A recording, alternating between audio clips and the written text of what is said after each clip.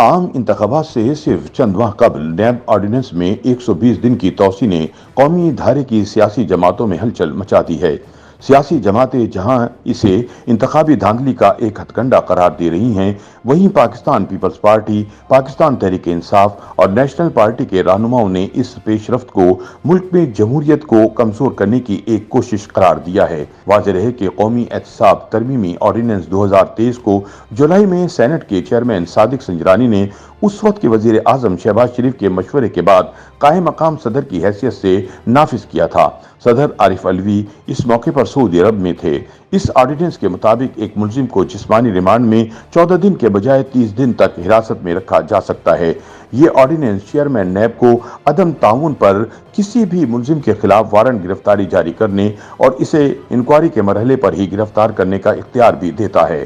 NAB ordinance میں توسیع بارے پاکستان پیپلز پارٹی کے رہنما اور سابق سینیٹر فرحت اللہ بابر کا کہنا ہے کہ نیب کو ہمیشہ سیاسی مقاصد کے لیے استعمال کیا گیا ہے اور ایسا لگتا ہے کہ اس توسیع کے ذریعے انتخابات پر اثر انداز ہونے کی کوشش کی جائے گی۔ انہوں نے DW کو بتایا، نیب ہمیشہ سے ہی ریاستی عناصر کا ایک ایسا آلہ کار رہا ہے جس کو سیاسی جوڑ توڑ کے لیے استعمال کیا گیا ہے۔ اب انتخابات سے صرف چند مہینے پہلے اس طرح کی توسیع کا مقصد صرف یہ نظر آ رہا ہے کہ کچھ عناصر انتخابات پر اثر انداز ہونا چاہتے ہیں۔ فرحت اللہ بابر کا کہنا تھا کہ یہ توسیع سیاستدانوں کی خواہش نہیں لگتی۔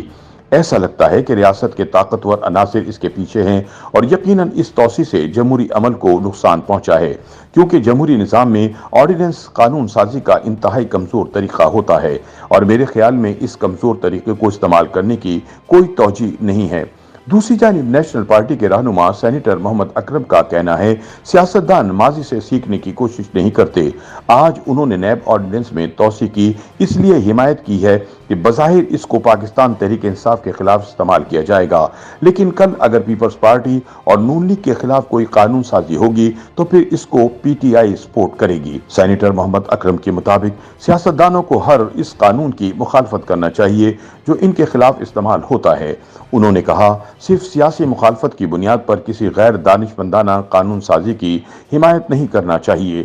دوسری جانب پاکستان تحریک انصاف کا کہنا ہے کہ نیب آرڈیننس میں توسیع سپریم کورٹ کے فیصلوں کے خلاف ہے اور مکمل طور پر غیر آئینی ہے۔ پاکستان تحریک انصاف کے سینیٹر سید علی ظفر نے کہا کہ سپریم کورٹ پہلے ہی نیب آرڈیننس میں ہونے والی ترامیم کو غیر آئینی قرار دے چکی ہے۔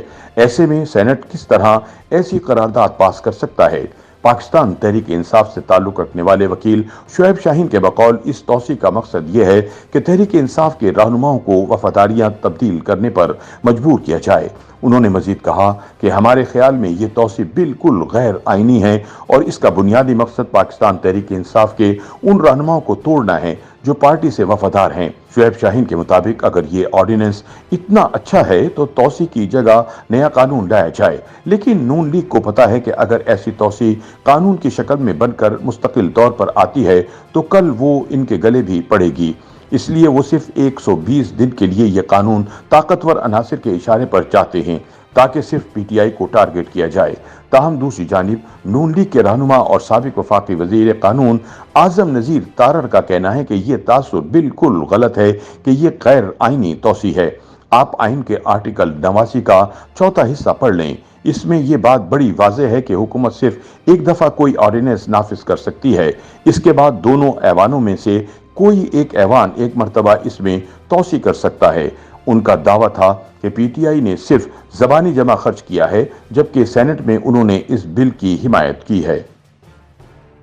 YouTube پر گوگلی نیوز دیکھنے کے لیے youtube.com کی سرچ بار میں گوگلی نیوز TV ٹائپ کریں۔ گوگلی نیوز کے پیج پر سرخ رنگ کے سبسکرپشن والے بٹن پر کلک کرنا نہ بھولیے۔ YouTube پیج پر اپلوڈ ہونے والی ویڈیوز سے باخبر رہنے کے لیے بیل آئیکن پر کلک کیجیے۔ آپ کو ہر نئی ویڈیو کے بارے میں نوٹیفیکیشن موصول ہو جائے گا۔